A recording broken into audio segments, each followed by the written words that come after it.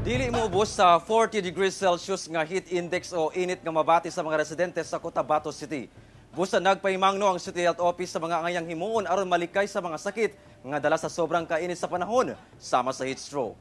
Ano yung report ni Abby Caballero?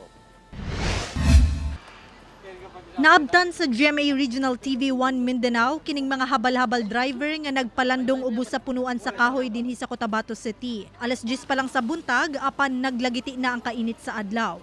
Gani ang baon daw nila nga tubig mainom nahurot dayon. Sumala nila itandi sa milabayng bulan mas migrabe ang kainit sa panahon karon.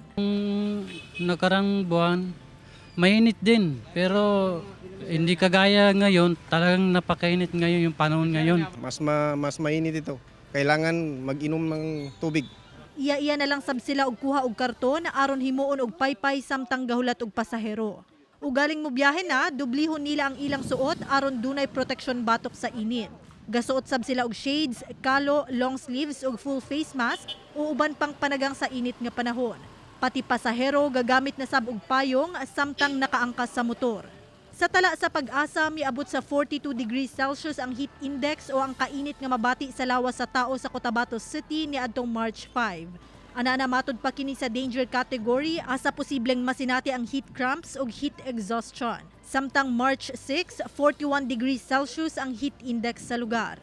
Busa nagpahimangno ang City Health Office nga siguruhong dunay panagang sanglit posibleng masinati ang heat stroke o galing dugay ang exposure sa kainit sa adlaw.